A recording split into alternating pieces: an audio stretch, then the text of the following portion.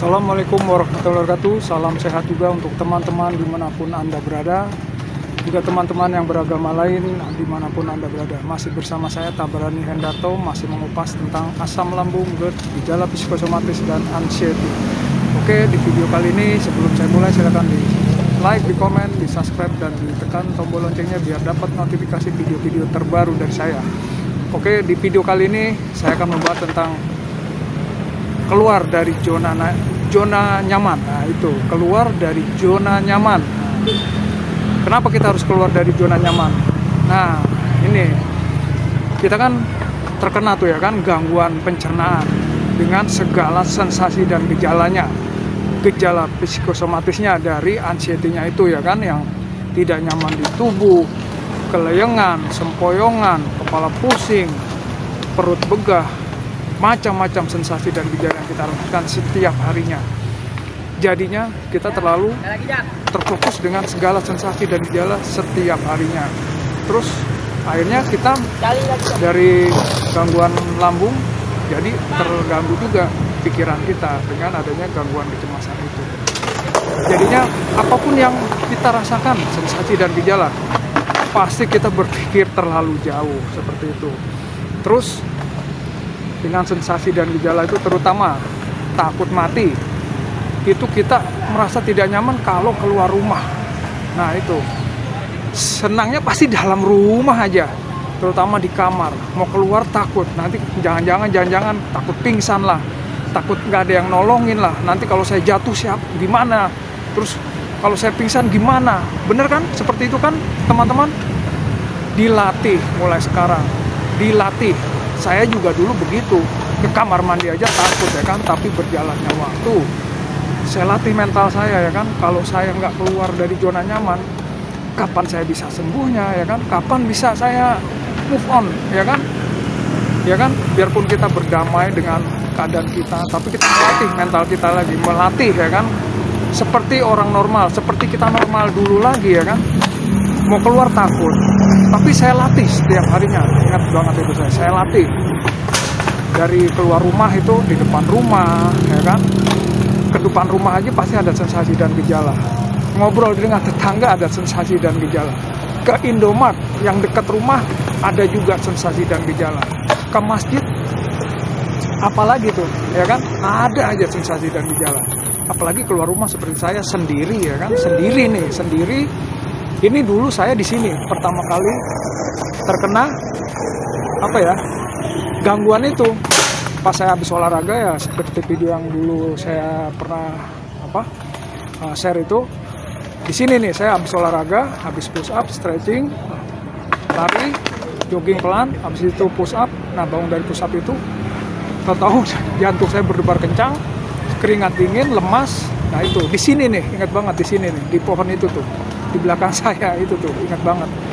Tapi saya latih. Nah ini saya setiap minggu ya kan, dulu setiap minggu di sini untuk ini ada satu komplek untuk jalan ini setiap paginya rame. Nah itu ada yang skateboard, terus ada yang jogging, terus di sebelah ujung sana itu ada permainan untuk anak-anak seperti itu.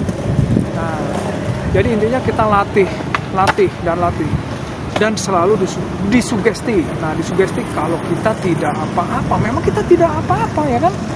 Tapi sebelum kita keluar ya kan, pastikan kita makan terlebih dahulu.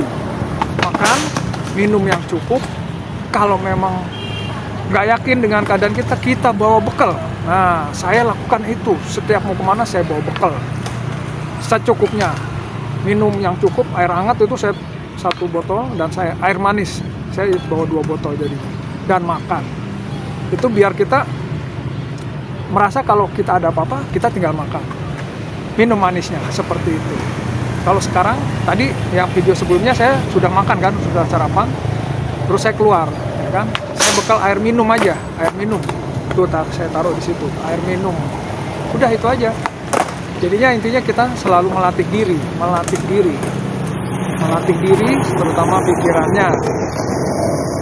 Sensasinya ada, ya kan? Dulu tuh pasti, jangankan mau keluar, maksudnya keluar rumah aja udah merasa sempoyongannya terlalu berat. Kayak jalan di atas perahu ya kan, belum kelayangannya, tahu-tahu keringat dingin, tahu-tahu sesak napas. Benar kan? Benar. Itu juga saya rasakan ke Indomaret, ngantri sedikit aja udah, waduh, ada 4 orang di depan saya, udah pikirannya muter-muter. Ya kan, ada aja yang dirasakan seperti itu. Yang tahu-tahu lemes, yang tahu kelayangan, yang tahu detak jantung agak kencang. Nah, tapi kita latih setiap hari. Terus disugesti terus, kalau kita tidak apa-apa, olah napasnya sebelum keluar kita makan dan minum terlebih dahulu. Minum yang cukup, makan yang cukup. Dan terakhirnya dilatih pola pikirnya, keluar dari zona nyaman. Masa kalian mau di rumah aja? Kapan mau sembuhnya? Bener gak? Kalau sudah lambungnya agak enakan, sudah tahu cara menakar-nakar pola makan yang pas ya kan, dan jangan rebusan terus, ya udah melatih diri untuk kita keluar. Nah itu bersosialisasi terakhirnya ya kan. Kita berpikir normal aja, berpikir normal ya kan. Kalau memang kita normal, kita nggak ada apa-apa ya kan, kita sehat-sehat saja ya kan. Cuma mempunyai sedikit gangguan kecemasan. Kalau kita tidak latih, ya kapan kita sembuhnya kawan. Oke, dilatih dari depan rumah, keluar gang, terus kalau ke Indomaret atau masjid ya kita latih. Kalau memang nggak yakin ya kita bawa bekal aja, kita bawa bekal ya kan. Terus mau keluar jauh kita bawa bekal juga, nggak ada masalah ya kan. Sembari mensugesti diri kalau kita baik-baik saja. Ada sensasi dan gejala, kita tahu cara penanganannya ya kan. Makan, relax, pikiran kita setenang mungkin, ambil napas diafragma, minum air hangat, makan lagi. Udah, santai ya kan. Berjalan waktu akan turun sendiri kalau misalnya ada sensasi dan gejala. Seperti itu yang saya lakukan. Dilatih dan dilatih dan dilatih. Kalau memang belum berani sendiri, silahkan ditemani ya, oleh anak, oleh istri, oleh teman. Jadi merasa kita tuh tenang, ya kan, tenang. Ada yang menemani. Kalau sudah berani sendiri, ya berani. Biasa aja. Di luar kita biasa aja, emang kita nggak ada apa-apa, ya kan.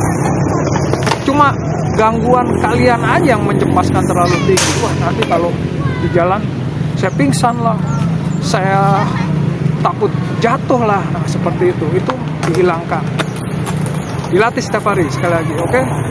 Sekali lagi itu yang saya lakukan. Berjalannya waktu pelan tapi pasti Anda akan mengalami kesembuhan dan normal, hidup normal kembali dengan penuh kebahagiaan. Sekali lagi kata-kata bijak dari yang saya suka, selalu beristighfar karena selalu kita yang jelek, bersyukur akan keadaan kita hari ini biarpun kita belum maksimal atau mendekati kesembuhan, kita selalu bersyukur dan terakhirnya berdoa dan berdoa. Insya Allah dengan ikhtiar dan berdoa, Allah Subhanahu wa Ta'ala akan menjawab doa kita. Kita diberi kesembuhan, sehat kembali, dan hidup penuh kebahagiaan dengan orang terdekat kita, dengan teman-teman kita, menjalaninya dengan semangat. Oke? Tetap optimis, salam sehat. Wassalamualaikum warahmatullahi wabarakatuh.